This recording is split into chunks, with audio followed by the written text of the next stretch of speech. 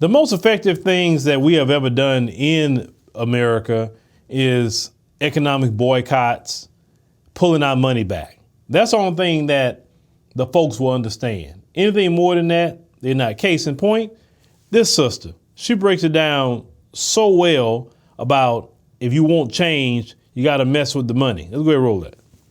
It's not about your freedom. It's a business.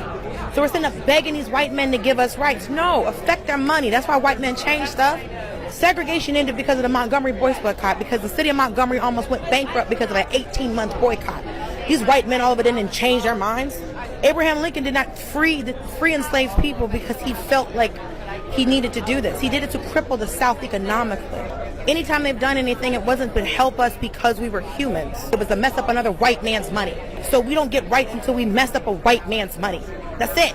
And until they see us as human beings, we got to mess their money up.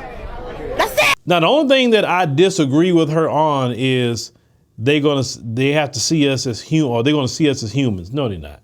They're never going to see us as humans. That won't happen. Remember, they call themselves mankind. So if they call themselves mankind, they can't see us as humans because they don't see themselves as human. They see themselves as mankind. Okay. Now, the only way to affect them is the money. Also, you all can affect them politically. We have elections coming up. And if you don't give them your vote, it affects them and how they move with their power, right? So if we control our dollar and control our votes, that's really where the power is going to be at for us, but more so the dollar than even the voting. Because you can use your dollar to affect everything politically. Look at when people just kind of galvanize, just in general, not just black people, but in general, with the Starbucks boycott, or they're boycotting Kellogg's, or different things that's happening. This is why they're so upset. They had some boycotts of McDonald's. Some of the prices are being raised too high, which I agree, but McDonald's serve trash food. So I would want nothing McDonald's is serving. I would want nothing McDonald's is serving because it's not even good for our health. And that's just straight up. Now, in the aspect of the money, we also need to save our money too, because the biggest issue that we have with Black America, like my grandfather used to say, we get money and it burns our hand. In other words, when something is burning your hand, you hurry up and let it go.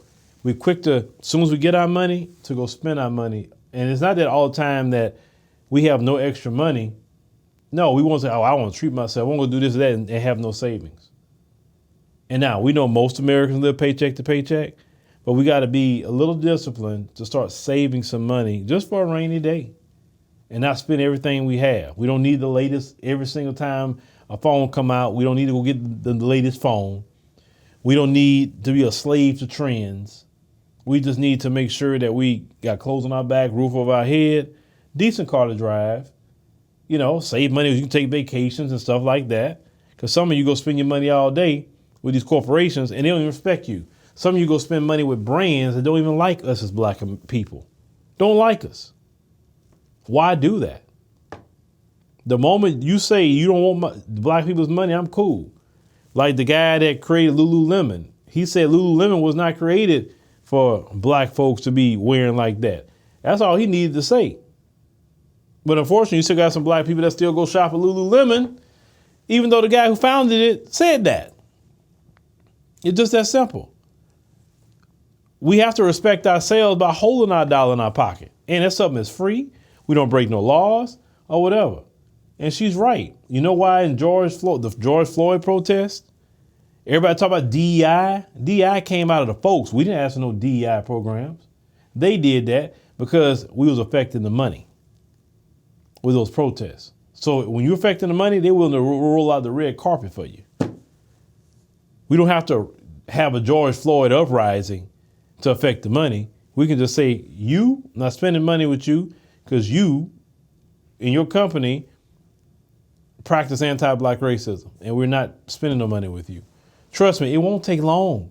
It's not like it's going to have to take 18 months like it did with the Montgomery bus boycott.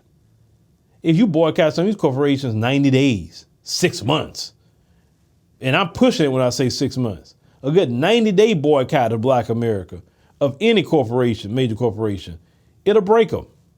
And they know this because their business is so fragile that they need you to constantly keep spending in it, the way this system works. So yes, our power is in our dollar, and after that, our vote. You want to make change, that's where you make the change at.